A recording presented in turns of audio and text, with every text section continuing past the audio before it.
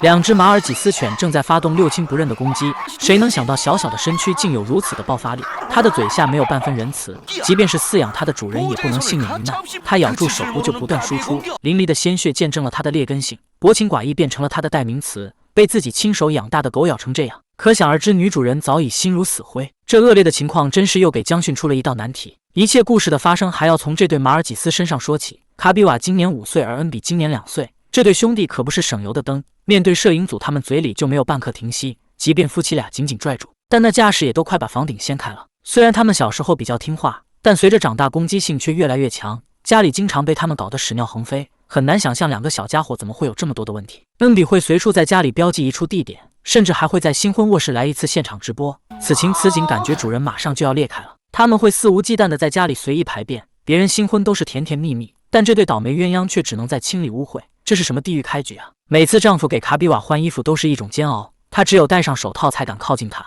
小家伙还真不是一般的暴躁，直接就是往死里咬的感觉。即便把他们养大的女主人也无法控制住局面，而这样的场景几乎经常上演。男主人说卡比瓦有皮肤病，所以不得不每天给他换衣服。虽然他很想完成今日的任务，但卡比瓦的煞气还是吓得他节节后退。不过他的这份恐惧还是有原因的，因为狗子之前差点咬到他的关键部位，自此就给他留下了深深的阴影。毕竟他还想做个完整的男人。不过就算妻子挺身而出，卡比瓦也不会给他留一丝情面，直到他听到大喝才肯有片刻的停歇。其实两小只在女主人结婚前就养了，可以说他们陪他度过了青葱岁月。但看着自己养大的孩子如此咄咄逼人，他心中也充满了无奈和费解。要说两小只的攻击对任何人都是平等的，即便有陌生人来的时候，他也会毫不吝啬地展露凶焰。这气势就足以把心脏病人当场给吓犯病了。此时灵石也无法平息他的怒火，甚至还会激起他的凶焰。就这场景谁能不怕呀？所以家里也几乎没什么客人来，两只凶兽早已威名远扬。但一天的折磨还没有完，当你想给他刷牙的时候，他还会毫不犹豫地给你致命一击，仿佛在说默哀老子。他的攻击彻底让女主人失去了信心，淋漓的鲜血似乎在提醒他什么叫绝望。手上的伤口远没有心里的伤口痛，因为狗子的无情早已让他的心千疮百孔。虽然他们也找过训犬师上门训练，甚至还动手打过，但这一切的努力都是徒劳的。甚至当丈夫晚上想回卧室休息时，被窝里窜出的两小只直接让他僵在原地。夫妻俩直接跳过了你侬我侬的甜蜜时期，跨越到了分开睡的阶段。刚结婚5个月就变成了这样，丈夫也实在是哑巴吃黄连，有苦说不出。看来江逊今天拯救的不仅是狗狗，还有一对新婚夫妇的婚姻。兴许是在训犬师面前感受到了威胁，卡比瓦在他面前一直狂吠不止，他的这股攻击劲儿也实在让小夫妻苦闷不已。当他看见女主人是如何教育狗狗的，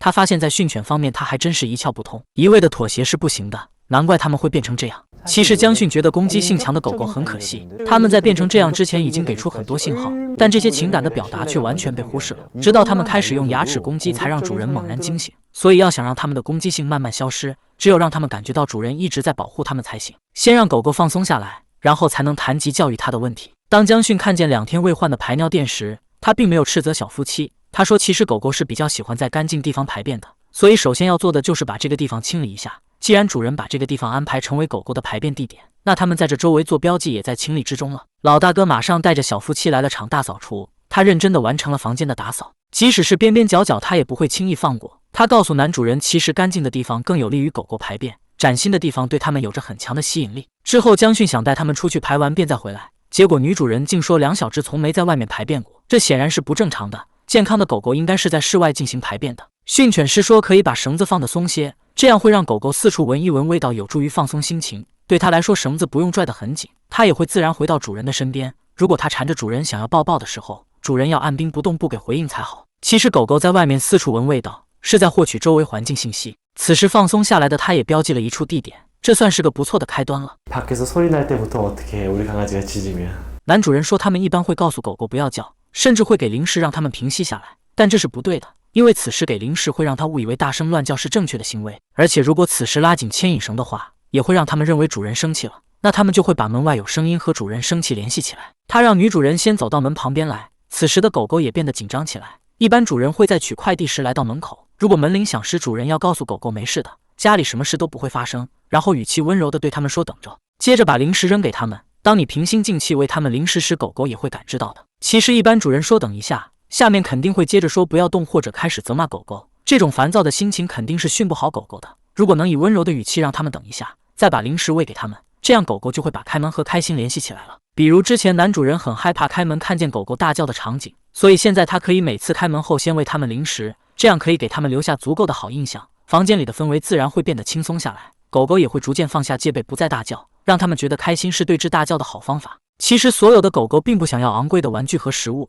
它们想要的只是一个倍感亲切的主人而已。真正的亲切并不是让它们感到负担，而是能把自己的喜悦分享给它们。马尔济斯同样也想要一个能守护它们的主人，所以只要夫妻俩能改变心态，重新面对狗狗，相信他们之间的关系也一定可以改善的。当节目组1周后再回访时，狗狗们有了明显的变化，干净的排尿垫大大减少了它们胡乱排泄的几率，女主人被咬的情况也大大得到了改善。看来只有掌握正确的方法，才能真正改变狗狗的情况。这对新婚夫妇也终于能过上甜蜜的婚后生活了。